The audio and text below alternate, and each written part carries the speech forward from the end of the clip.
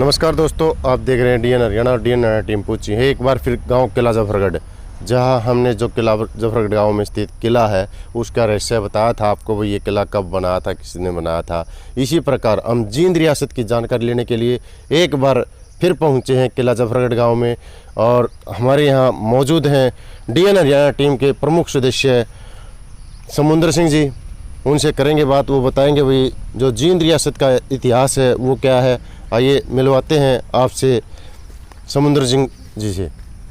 Pose करें। तो अब जानते हैं समुंदर सिंह जी से, जो डीएन हरियाणा टीम के प्रमुख सदस्य हैं, ये बताएंगे जींद का इतिहास क्या है। जी राम राम। राम राम जी, राम राम जी।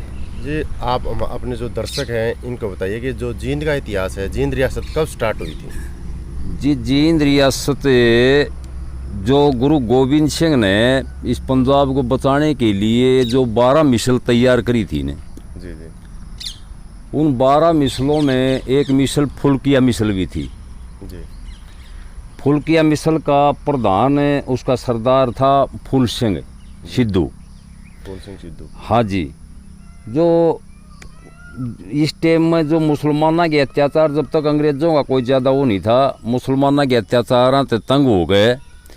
इन्होंने मतलब फिर जो 1707 में औरंगजेब की मृत्यु के बाद जब दिल्ली का शासन डगमगाया ने, जब फूल सिंह का बेटा था, उसके बाद में उसे फुलकिया विरासत का प्रधान मिसल का, तो त्रिलोका सिंह ने 2 रियासत घोषित कर दी। त्रिलोका सिंह द्वारा? हाँ जी। कौन कौन सी? त्रिलोका सिंह ने नाभा और जींद। जी। त्रिलोका सिंह के 2 बेटे थे, गुरुबचन सिंह और गुरुदत्त सिंह, गुरुदत्ता जी। जो गुरुदत्ता था उसको नाभा दे दिया जी। और गुरुचरण सिंह को दे दिया जींद। जी। ये सिद्धू खानदान से थे। जी। गुरुचरण सिंह के 3 बेटे थे। बड़े का नाम था आला सिंह, जी। दूसरे का नाम था गजपत सिंह, जी जी, और तीसरे का नाम था बालक सिंह। बालक सिंह। हाँ जी। तो आला सिंह को जींद की राजगद्दी दी गई। आला सिंह पहला राजा बनया जींद रियासत का। ये जो जींद रियासत थी ये कहाँ तक होती थी? ये जींद रियासत जी शुरुआत के समय तो सपीदम और कैथल और जींद, जी जी, ये एरिया था जी। जी जी। उसके बाद में जो आला सिंह ने मतलब ज़्यादा काम नहीं कर पाया, जब तक ये अपना एक ये भव्य किले की नीम रखी थी, किला भी नहीं बना पाया था जींद का।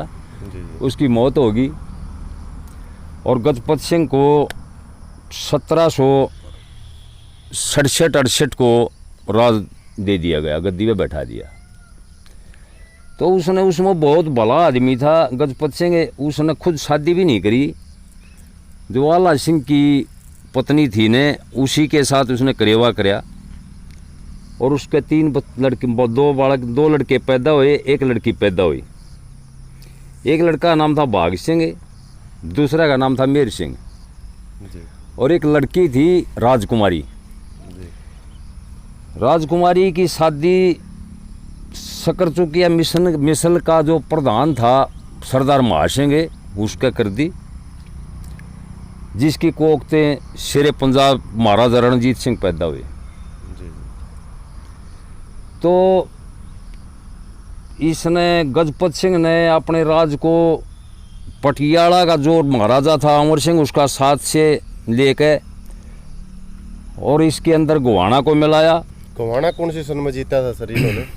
गोवाना जीत्या साहब इन्हें 1776 में जी। गोवाना किसके अंतर्गत आता था उस समय? उस टाइम में गोवाना पड़ा था अपने इसके बीकानेर के अंडर में जा रहा था। बीकानेर के? हाँ जी, बीकानेर रियासत के अंडर में जा रहा था।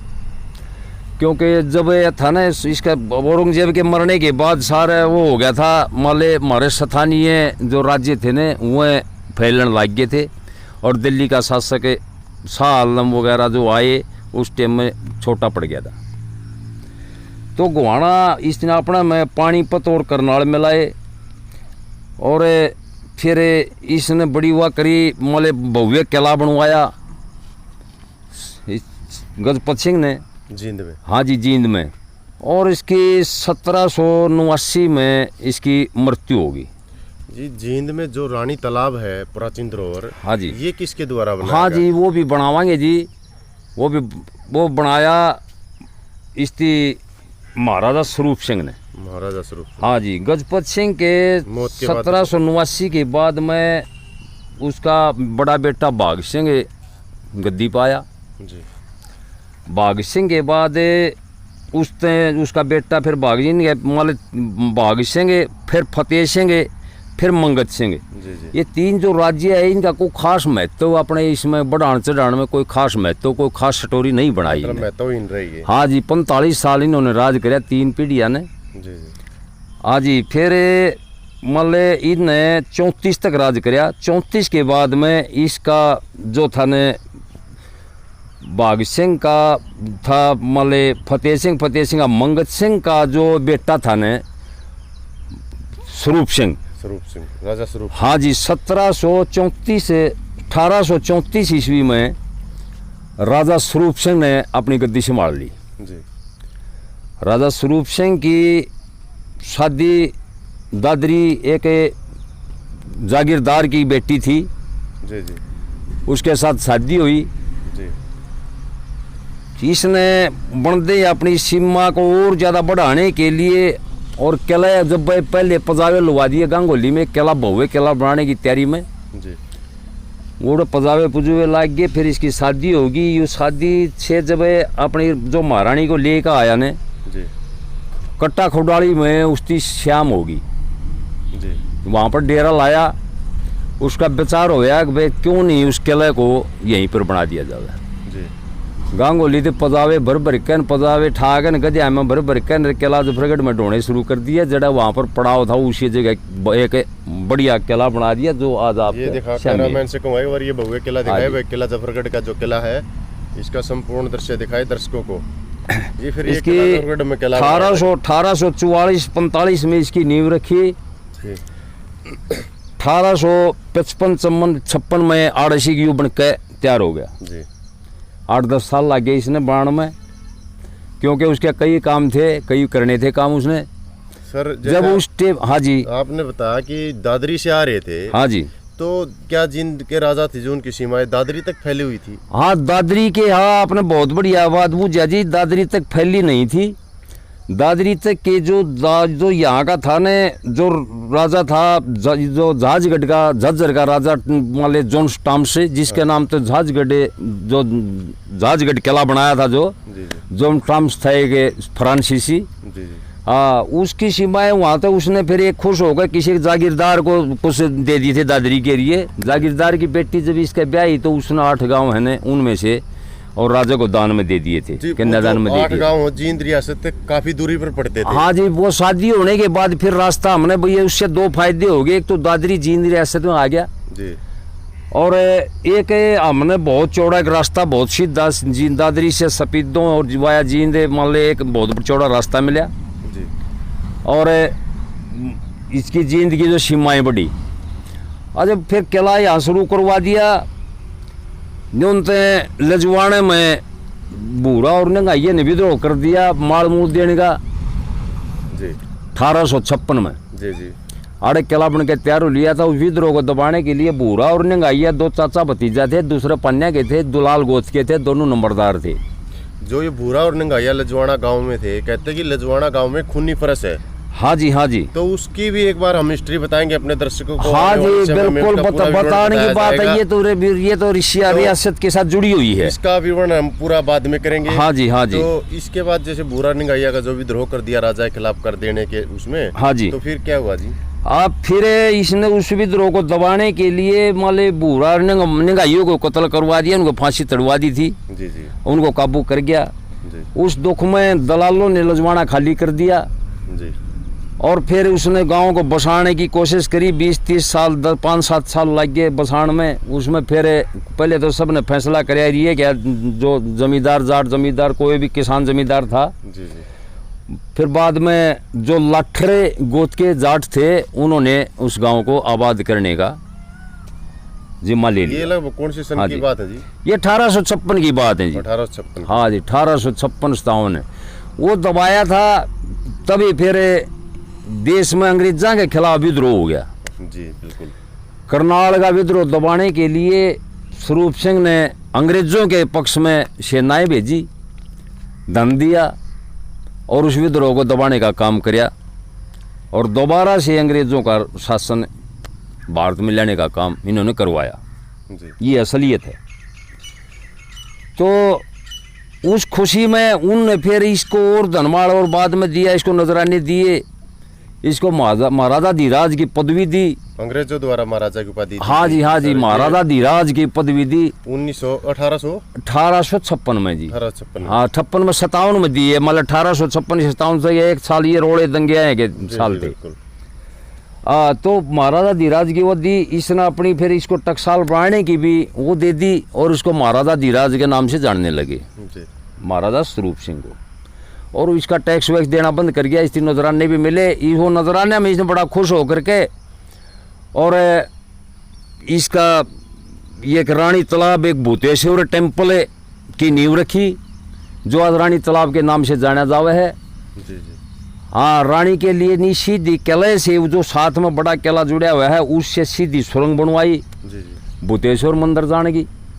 तो भूतेश्वर मंदिर उस टाइम में 1856-57 में इसकी नींव रखी गई और 2 साल में इसको तैयार करवा दिया गया, इतने ज़बरदस्त मंदिर को। हाँ जी, ये तो उसके बाद इसकी 1864 को इसकी मौत हो जाती है राजा की जी। हाँ जी, ये मान लो उस टाइम तक ये अपना ये कर लेता है, ये अमरेड़ी की कोठी तैयार करवा दी जी। और जो बहुवे एक किला बनवा दिया जी। वो ये तो गजपत सिंह ने बनवा दिया था बहुवे किला। इसने रानी तालाब यानी कि भूतेश्वर टेम्पल का निर्माण करवाया, किला जफरगढ़ का किला बनवाया जी। और लजवाना का विद्रोह दबाया जी। और अंग्रेजों का विद्रोह दबाया, जो अंग्रेजों के खिलाफ जो भड़की आवाज़ थी। 1864 को इसका निधन हो जाता है। तो फिर इसके बाद में बनता है 1864 में महाराज रघुवीर सिंह। हाँ जी, रियासत के। हाँ जी, जींद रियासत के महाराजा रघुवीर सिंह राजा बन जाते हैं जी। तो उनके राज में भी कोई खास बातें इसे नहीं हुई ने जी।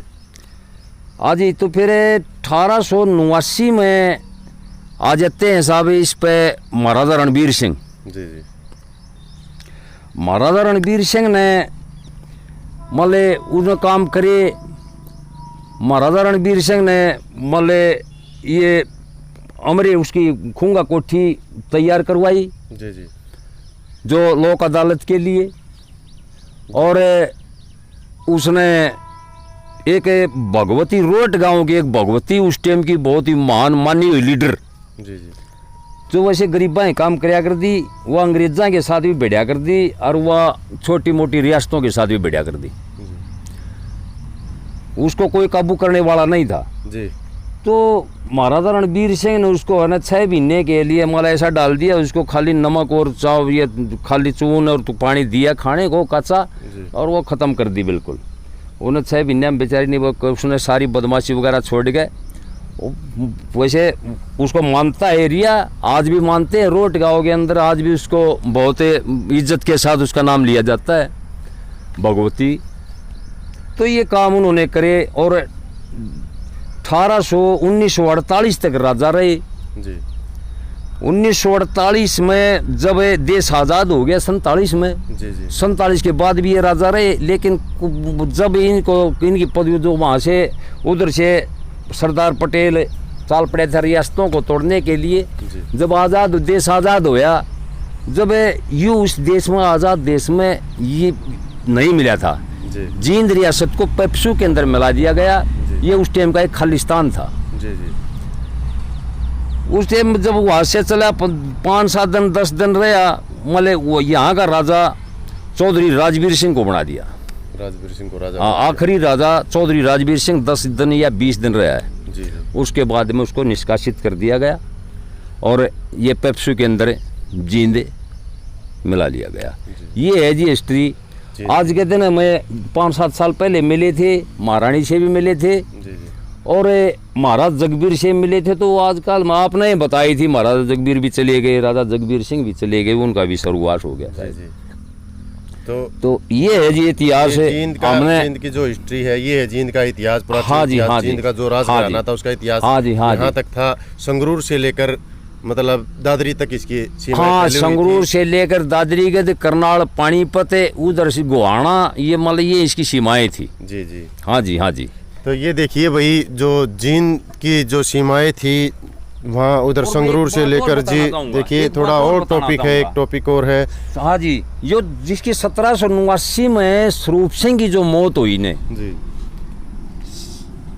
इसको मतलब गजपत सिंह की, गजपत सिंह ने मतलब उस पर सूफी बेग पे हमला कर दिया। मेरठ है अमर सिंह ने, और इसमें ज़्यादा ताकत सी अपना थोड़ा हो गया था, ये अपनी सीमाएं बढ़ाने के लिए सूफी बेग मेरठ पर हमला कर दिया।